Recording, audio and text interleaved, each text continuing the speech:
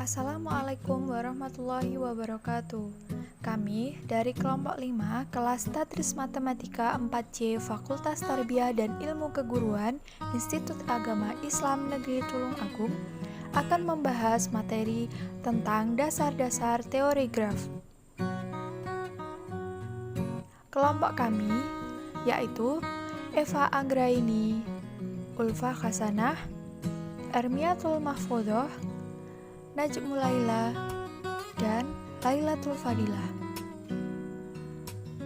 Cakupan materi yang akan kami bahas yaitu yang pertama, sejarah graf, yang kedua, definisi teori graf, yang ketiga, dasar-dasar graf, dan yang keempat adalah contoh. Kilas info, sebelum kita membahas lebih lanjut tentang dasar-dasar teori graf, kita harus tahu terlebih dahulu apa itu graf. Graf adalah suatu diagram yang memuat informasi tertentu jika diinterpretasikan secara tepat. Sejarah graf. Pembahasan tentang graf pertama kali digunakan untuk menyelesaikan masalah yang terjadi di kota Königsberg.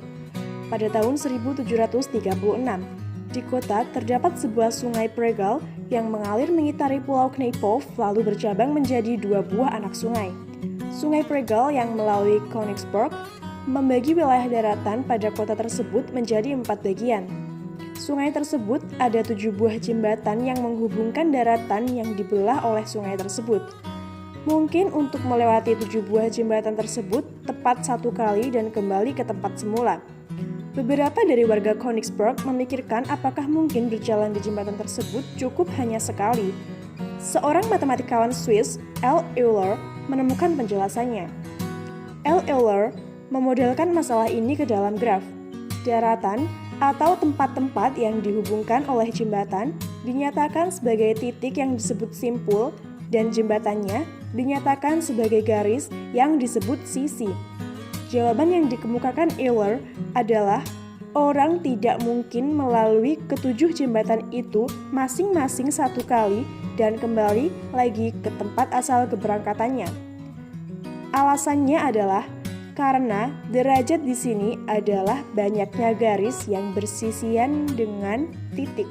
Yang selanjutnya yakni definisi teori graf. Dalam kehidupan sehari-hari, graf digunakan untuk menggambarkan berbagai macam struktur yang ada. Tujuannya adalah sebagai visualisasi objek-objek agar lebih mudah dimengerti. Contoh graf yang sering dijumpai dalam kehidupan sehari-hari antara lain struktur organisasi, bagan alir pengambilan mata kuliah, peta, rangkaian listrik, dan lain-lain. Di sini terdapat gambar 1, yakni gambar graf struktur sebuah organisasi. Dalam gambar 1 ini terdapat objek-objek yang saling berhubungan yang dihubungkan dengan garis berarah. Berarti hubungan tersebut mementingkan urutan antar objek-objeknya. Yakni ketua 1 berhubungan dengan ketua 2 tapi memiliki urutan tertentu. Ketua 2 memiliki hubungan dengan seksi dana, seksi acara, seksi konsumsi, dan seksi perlengkapan. Ketua 2 memiliki hubungan dengan sekretariat dan seksi keamanan. Gambar 2 yakni peta beberapa daerah. Dalam gambar 2 ini terdapat beberapa daerah yang dihubungkan dengan garis tak berarah, yang berarti tidak mementingkan urutan dalam hubungan antar objek.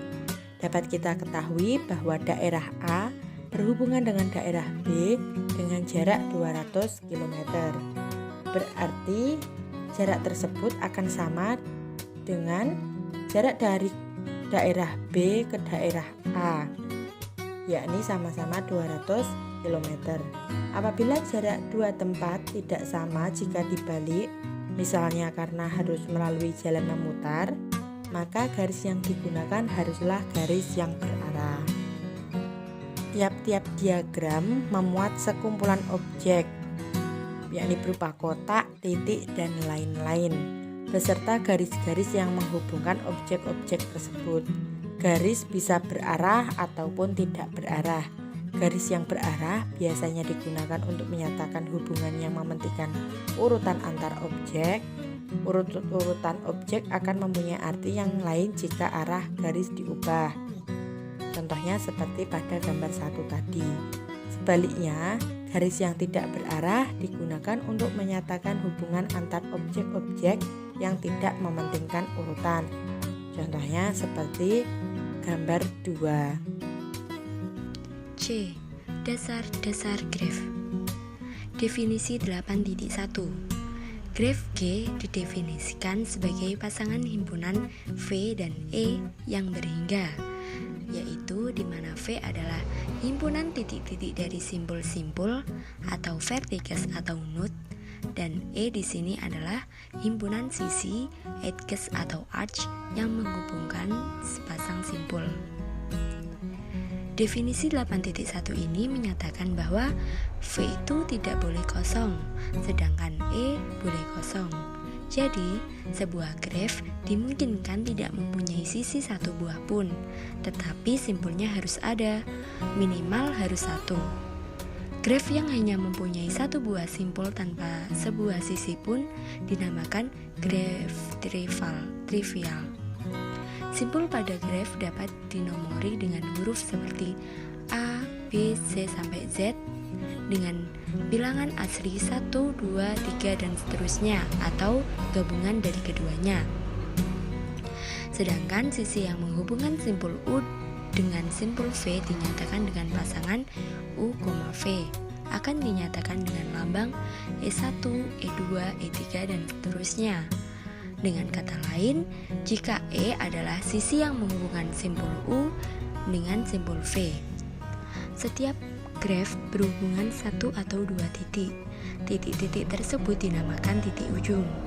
Pada graf terdapat log, yaitu garis yang hanya berhubungan dengan satu titik ujung.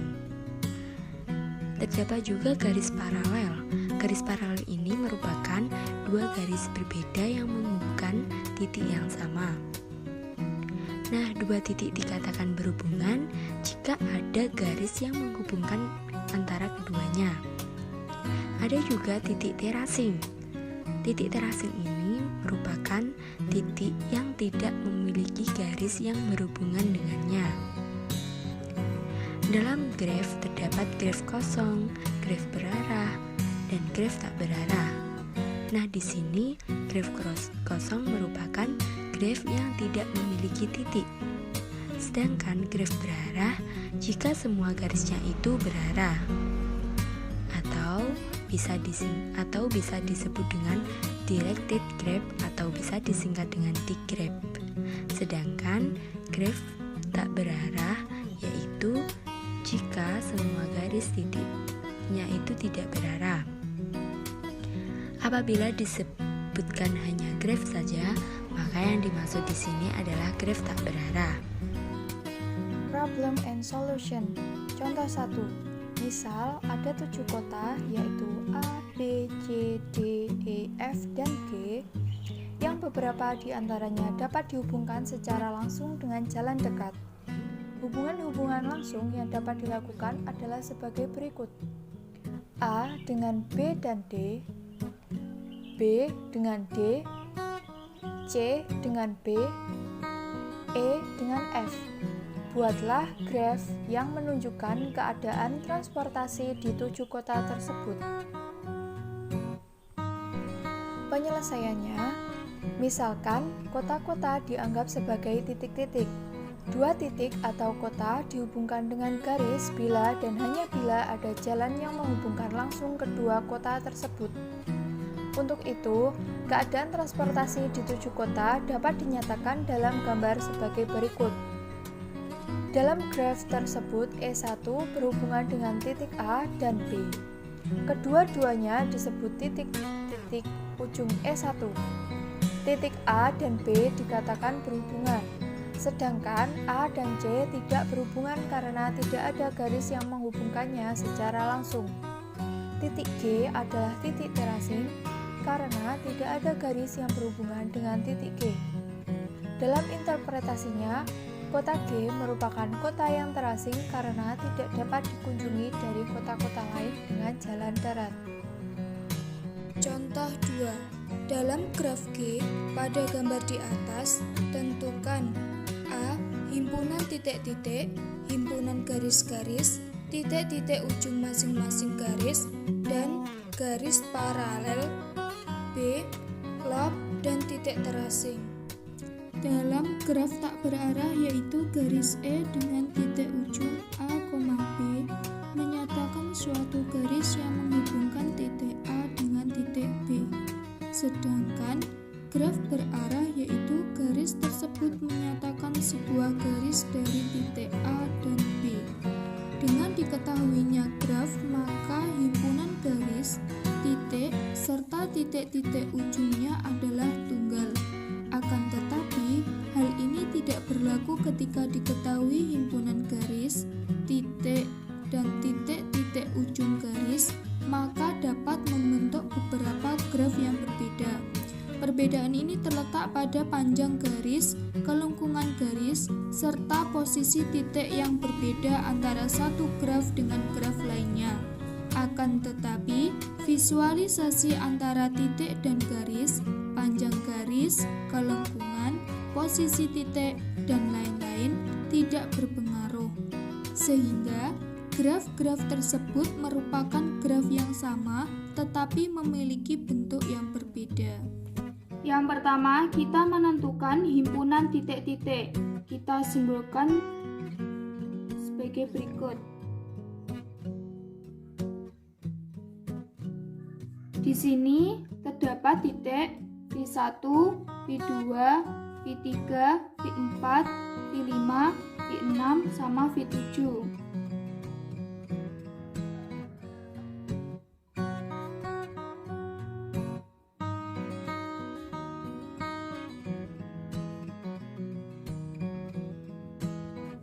Selanjutnya, kita menentukan himpunan garis-garis. Kita simbolkan sebagai berikut. Di sini terdapat garis E1, E2, E3, E4, E5, E6, sama E7, E8, E9, dan E10.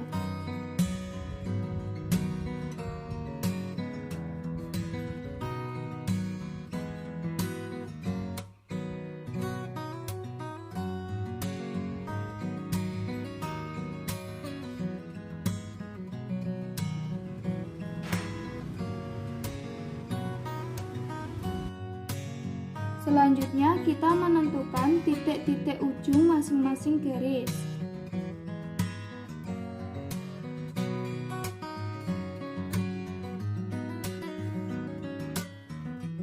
Yang pertama, garis E1. Titik ujungnya yaitu titik V1 sama V2.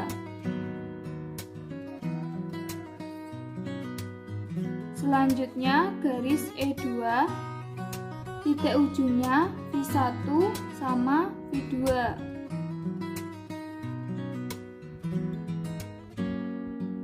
Selanjutnya, garis E3, titik ujungnya yaitu titik V1 sama V4.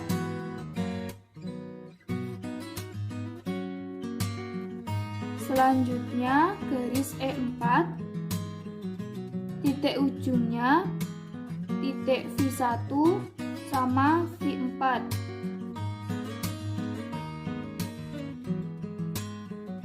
Kemudian garis E5, titik ujungnya titik V2 sama V3.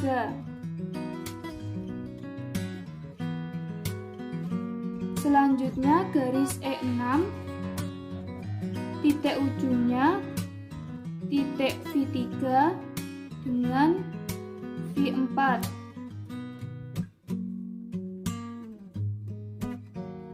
Kemudian Kemudian garis E7, titik ujungnya titik V5 dan V6.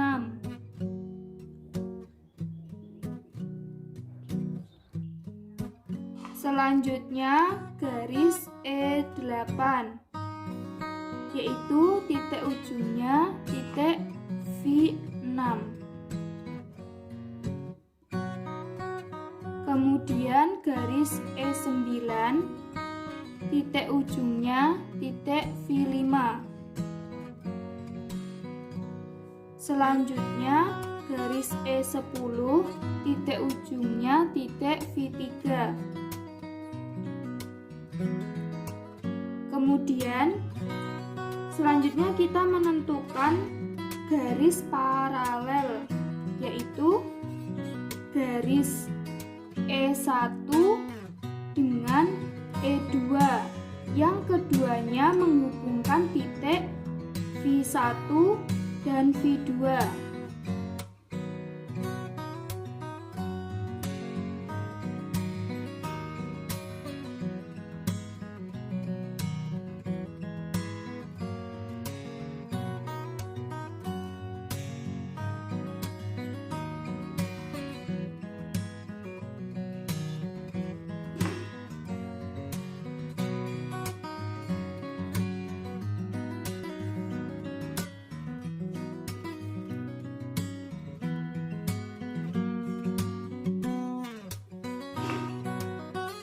Yang kedua yaitu garis E3 dan E4.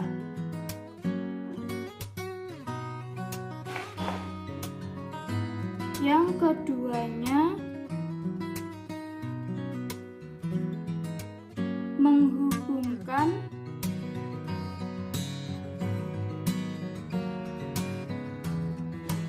titik V1 dan V4. Selanjutnya yang termasuk lob yaitu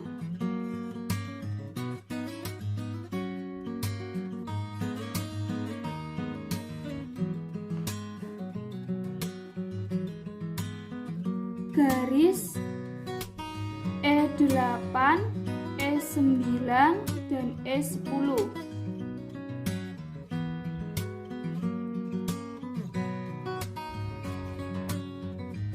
Selanjutnya, titik yang terasing yaitu titik V7.